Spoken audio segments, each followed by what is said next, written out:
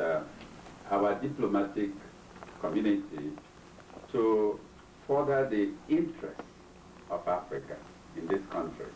So whichever way we can help to do that, this is why we are here, to let you know that we, the members of United African Congress, representing continental Africans, as well as our friends, because as the President said, the United African Congress is an all-inclusive organization.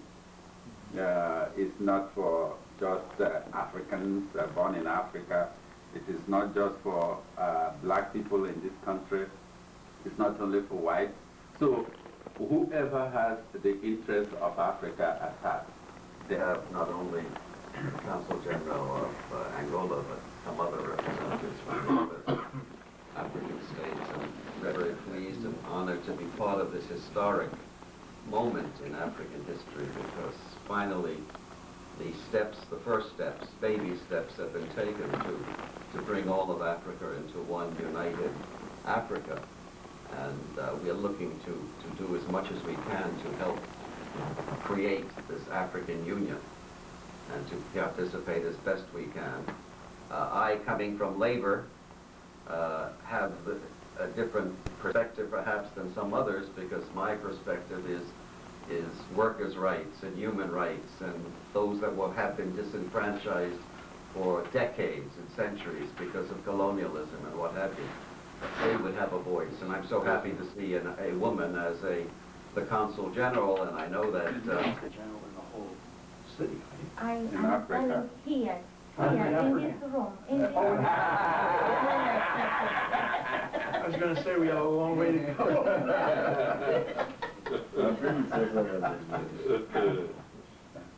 But I really have nothing to add to Okay, you. Alasan, you already introduced yourself, yes, right? Yeah. Well, I think I don't have very much to say, because the point is that, as everybody said, this is something that really needed to happen, because Africa is Africa, and Africa has children, and the point is that also there are many people from other countries who maybe have interest in Africa, but also who are trying to contribute or to help to develop Africa. But there is no way you can develop something without knowing it. And if you have some black children who are here and dedicated to do it, to understand that we all are children of one spirit, I think the time has come to make it happen and to show that also we are aware of doing things, and we are contributing also to develop the world. And we need to have this, to have these voices to be heard. And the rest, I think, that's what it is. And we are very pleased to see also this diversity, because that shows that the world is a builder to be developed in the right way. And that's why we are here.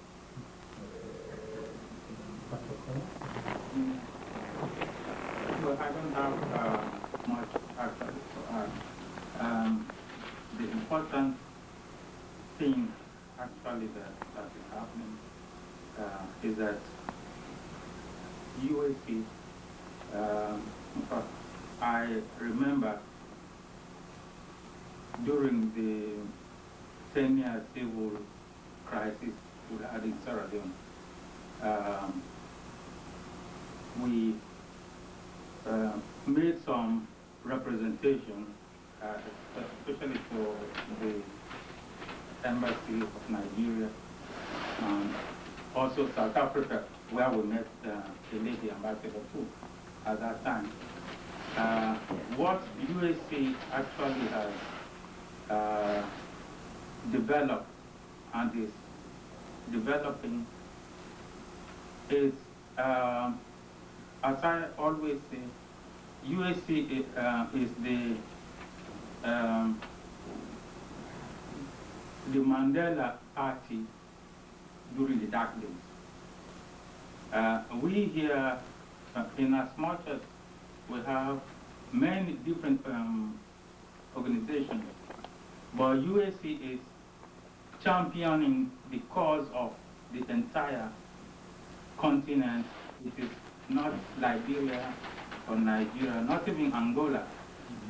It embraces all countries in Africa. And this is the beginning. Yes. My colleague Right. have some concerns or questions to the United African Congress. I think we can have some moments to give Sure. the opportunity for my colleague To ask from questions. the Muslim. Please. I'm Daryl Peters, member of the South African Congress. I not really a question, more comment. I firstly want to say that I am very excited and encouraged by the organization that has been established, because I think one of the concerns with the African leaders was that the African Union and NAPAD is not an Angolan, a Nigerian, Algerian, or a South African issue. It has to do with Africa. And one of the main concerns that we have here in New York is, how does one go about informing people or getting interest levels raised as to what this African Union is really all about? And that is the reason why I'm so excited about this, because there is finally a forum that can be used and utilized using the diplomatic corps to get across this message of an African Union. Not an issue about South Africa, not an issue about Angola, it's about the continent itself.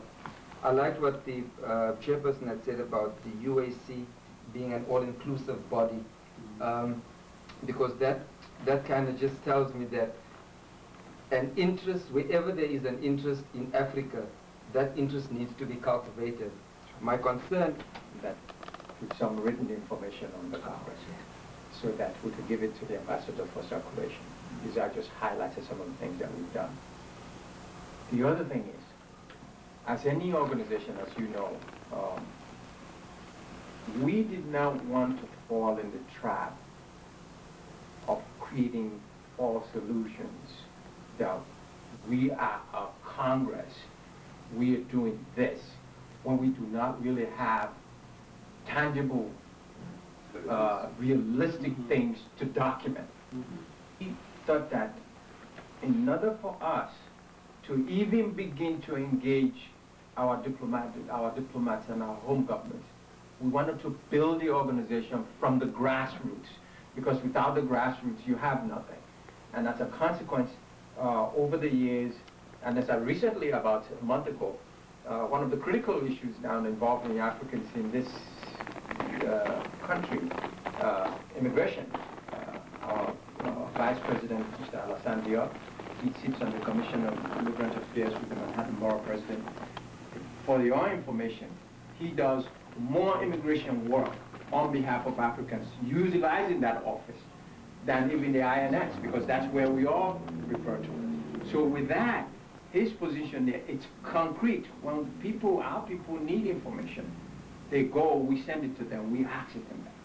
The second thing we have also done, by virtue of the role of our Council of Advisors, these are people of diverse background from different professions and from different constituencies. Some are in labor, some are in government, some are in universities and so forth. We are banks. So we felt that these are people who are connected to this country. And we felt that by extending honorary membership to each of our country's embassies, consul generals, ambassadors, to be on that commission and to be involved with them, you will also have the opportunity to dialogue. And these are the concerns. Let's say you wanted, for instance, let me give you a critical example. Let's say you wanted to just talk about labor. To all of the labor people in the city of New York. New York City Central Labor Council is the right place. Their membership includes all of the presidents of organized labor that are here. So all we have to do is go to the secretary and say, listen. Now the secretary could engage, sit down in a programmatic planning way, so we could come up with a program that would be helpful, so that that information will begin to get out. But what we also do is through that effort, you will be able even to plan a program of that nature, to understand what are the concerns of organized labor, so that you just don't go and put a forum where you're going to be attacked. So that's also something that we have done. And recently, about a month ago, we did a taxi and limousine commission program in which there are about almost 5,000 African car drivers here now, and that is a very, very big industry. And so we, with the police department, we had a conference. It was a very successful conference, so that's tangible. Now you will be able to know how your sons and daughters, the kind of issues they are concerned about.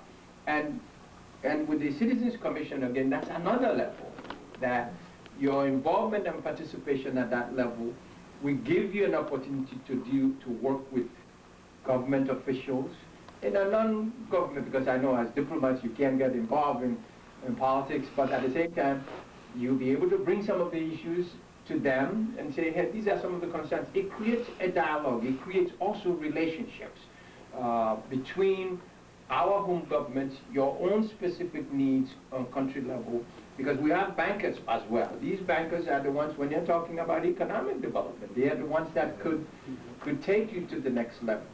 So these are things that could only happen as you have started, and you really need to be commended, His Excellency, for doing this, because through this, you will know how we're thinking and how we could be able to help you and how you could also help us to further the agenda of Africa. So we will give you this. The Nigerian representative may want to say something. Yeah, but in fact, one of the critical things that we did during the Census 2000 campaign, the United States Department of Commerce came to the Congress and said, we want you to lead the effort in mobilizing Africans. We even get an award. And that census, we were the ones that actually put the issue of amnesty. We didn't win, but with the support of organized labor, there was some form of, it wasn't too much, it wasn't amnesty in its entirety, but you know, they had some 245 Act, and that was due to the fact that we had relationship with labor leaders who for once, I mean, Ted always says it, that labor was not very friendly before, but that thinking is changing, because now almost 40 or 50% of some of the labor union people now are foreign born.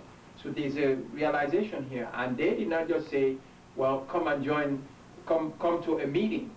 They appointed us on their commission, the Dignity of Immigrants, so that you're actually sitting and engaging them in decision making.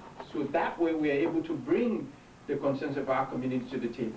These are some of the... I think the other thing about the census was that it was United African Congress that insisted, we insisted that whatever information, there was a lot of argument about this, whatever information that immigrants, especially the so-called illegal aliens, if they gave information, it should not be turned over to the INS. In fact, it was based on our insistence that Janet Reno, the then Attorney General, wrote a letter to that effect, that this will not happen, that the information that anybody fills out would not be used by the INS. In fact, it was written, I think only United African Congress is mentioned in the final report of the census, of any of the initiative which you all have undertaken to address some of our very serious concerns.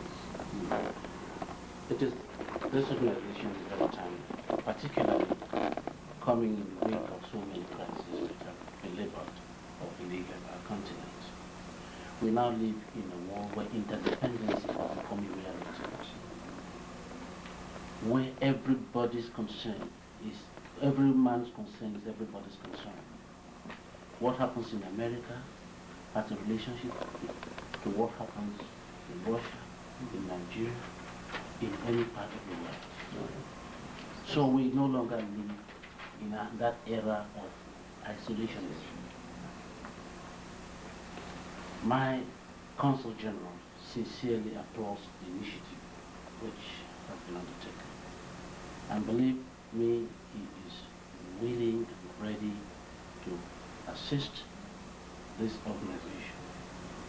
My Consul General sincerely applauds the initiative which has been undertaken. And believe me, he is willing and ready to assist this organization to make sure that the message is passed on. And thank God we have somebody with the largest outfit that covers most of the United States. Dr. Yan is You have more questions? No. Finally, as the hostage, I would like to say thank you for everybody. I think this is the first meeting we can thinking about how to go, how to continue with this program. I hope my colleagues can thinking about, because this is the first meeting. For me, it's very difficult to say right now what will happen. Okay. But the most important thing is for me, and I think for my colleagues, is to start and to go on, to continue. Okay. So I think with this meeting we will can thinking about what will be the future program of the United Congress with the consulate. I think we can do the one program together, or maybe with each consulate. I think our colleagues and the members can think about because I'm concerned about our concrete program. I was hearing each members, and I think we can do too much, and we can't. So I think it's important to think what is the priority for in our work. So I think the next meeting we can have one program. What to do, what we can to do, how it's important. In that regard, may I? Well, we want to thank members of the African diplomatic community for understanding that it's important for them to dialogue with us. And we really want to express our thanks to the Consul General of Angola for hosting that session that we had with the Consul General of African diplomats. So this has been another edition.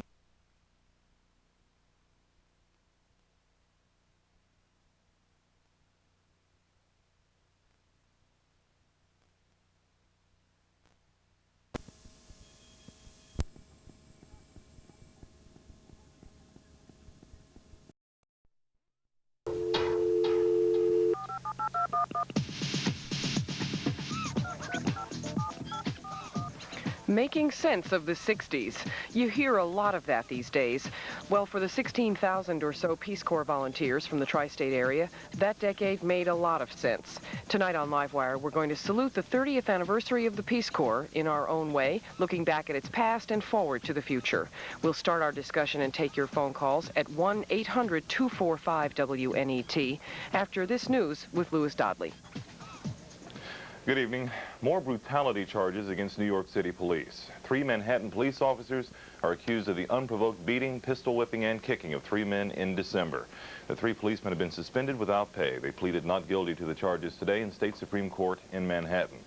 Chancellor Joseph Fernandez issues his 1991-92 budget plan for New York City schools. It's a proposal with a lot of question marks. Fernandez is asking for minimal increases, less than 0.5% over this year's budget.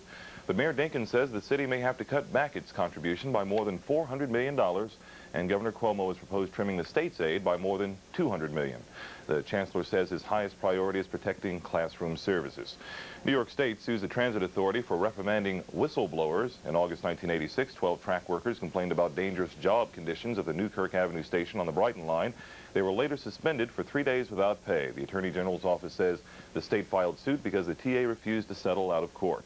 In Albany, Assembly Speaker Mel Miller breaks ranks with Governor Cuomo over tax increases. The legislature's top Democrat is calling for enactment of a 3-year state income tax hike rather than the governor's proposed taxes on gasoline, tires, and out-of-state phone calls. The governor opposes any increase in income taxes. Today on Wall Street, the Dow Jones average of 30 industrials fell more than 16 points, closing at 2855.45. Big board volume was about 200 million shares. On the Mercantile Exchange, the price of crude oil rose 44 cents to close at $20.49 a barrel. I'm Louis Dodley. The idea of serving your country usually means in the military. Tonight, those who chose the Peace Corps.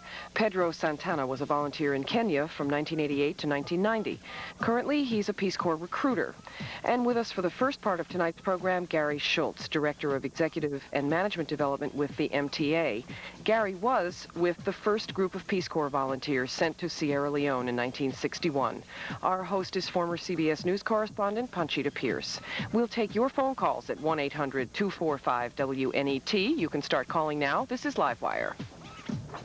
Gary, that must have been a special time to go into the Peace Corps. I mean, the president had just announced it. America was full of enthusiasm. It was very exciting. It was very exciting. It was a time when we had the youngest president in American history who had just been elected. And is that what pulled you? Yeah, I think John Kennedy had a tremendous influence on my decision to join the Peace Corps. I was in graduate school at the time, and I was studying foreign affairs, and I had never even gone to Canada. And when I heard the president's first reference to the Peace Corps, which was made in his acceptance speech at the Democratic Convention, I thought this sounded like something that was really exciting. And then later, of course, in his inaugural address, when he said, "Ask not what your country can do for you, ask what you can do for your country," that made me feel like I really wanted to do something. Then when the Peace Corps came, I joined. Did you want to go to Africa?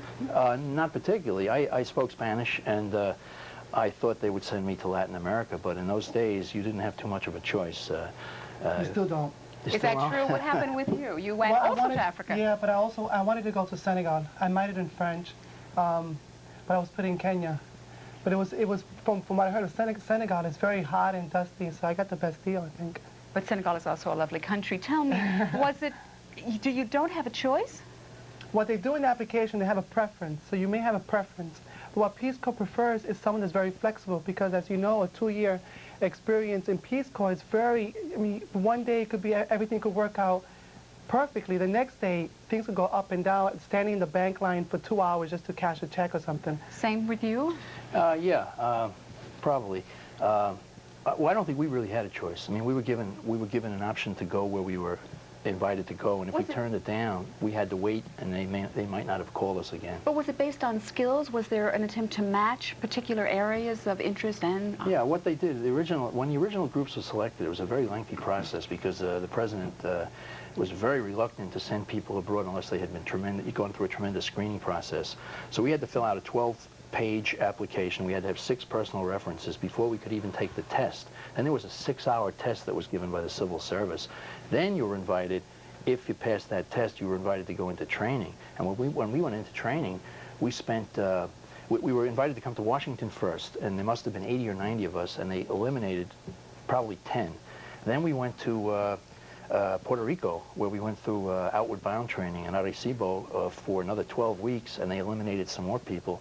Then they sent us up to Columbia University for 12 weeks of training, and they eliminated some more. So by the time we actually went overseas, there were 37 of us. From that initial? From the initial group, yeah.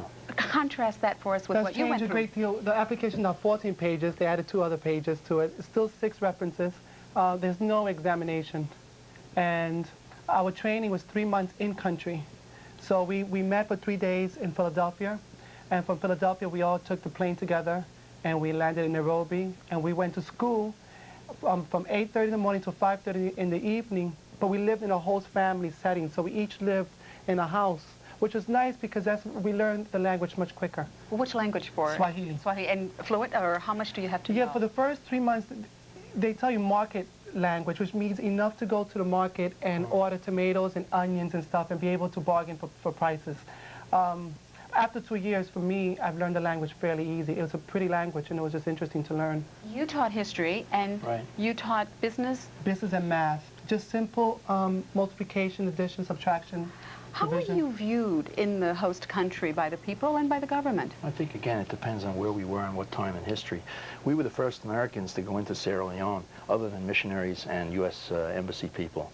And the Sierra Leoneans really gave us a wonderful welcome. Where we had our problems were with the missionaries and with the U.S. Foreign Service, particularly the AID people. Competition?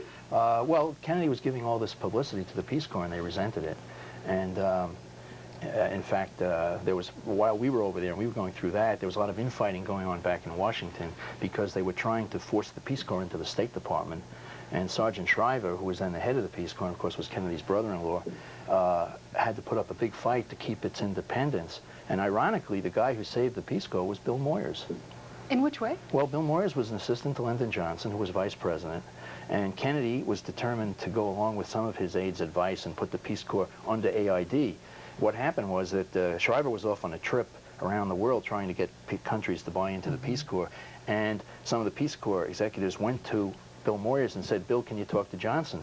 He did, and Johnson then had a private audience with Kennedy and changed his mind. So Bill Moyers really saved the Peace Corps. And somebody now has a question for you. We'll take that call. You're on the air. Go ahead, please.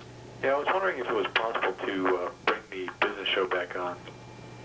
To bring the business show back on. After this, at another time, do we have another question? Not everyone liked the Peace Corps.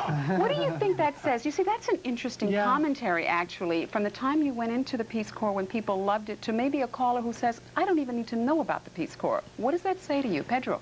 Well, I think it's a difference now from Peace Corps of the 60s and Peace Corps of the 90s. What's happening now, I think Peace Corps is a whole different feeling about Peace Corps. Right now, you go to Peace Corps, it's a wonderful, I mean, if it's it's a career move, it's good as a person when you come back to put that in your resume as a Peace Corps return volunteer. Also, I think people are not going to Peace Corps not wanting to change the world. It's more of an individualist kind of feeling. I wanted to go to Kenya to learn the culture and to help the community, not to change the community, but to help a community. But you know what's interesting? There are so few minorities who go into the Peace Corps. Of the 6,000 maybe, I think the statistics are, for instance, blacks were less than perhaps 2%, 120. Hispanics, I think, are even less. Why aren't people moving in that direction? Well, I remember seeing a commercial about Peace Corps, and what they did was, and again, it was a very old commercial, they had a person who was a white person with long blonde hair and ripped jeans. A person coming from the South Bronx, that didn't interest me. I remember just seeing it and just kind of not clicking. I think that has to change. I think minorities have, the first priority is income. They get out of school, for the main part, they just want to earn money, and they usually come from a lower income family, and there's a lot of times a family play a big role in telling them you have to go and get a job to support the family, to help the family out. And not go help somebody else. Yeah, well, not help somebody else, but just Peace Corps doesn't, a lot of families don't know about Peace Corps, and that's very important for them to know that Peace Corps is a volunteer organization, but you're taken care of 100% when you're overseas. And when you come back, there's a lot of benefits for a returned Peace Corps volunteer. How are you taken care of? I mean, you do get a stipend? I was going to respond to the caller's question, if I can. All right. I think one of the things that we learned in the Peace Corps was when we went over to these developing countries that there were some other values besides money, not just making a buck. Maybe things have swung back again, and but I think that's the one thing I learned from the Peace Corps, that when I got over there, that fancy cars and expensive clothes and everything were not that important, because there were other things. There were family values that the Sierra Leoneans had that were worth emulating. Right. Well, this certainly hasn't discouraged us from taking calls. We now have Steve from Westchester, and we're on the line. Steve, your question, please. I think it's a question for Gary Schultz. Gary, can you compare your MPSS experience with your Peace Corps experience? It was like a private sector Peace Corps for the city. Obviously, I know this person. Yeah, this was a city commission called the Cary Commission that about a year and a half ago had been appointed by former Mayor Koch. And we looked into the problems of the city. Yes, it was similar to the Peace Corps. All right. But what, in other major areas, what would you think the problems of the Peace Corps might be?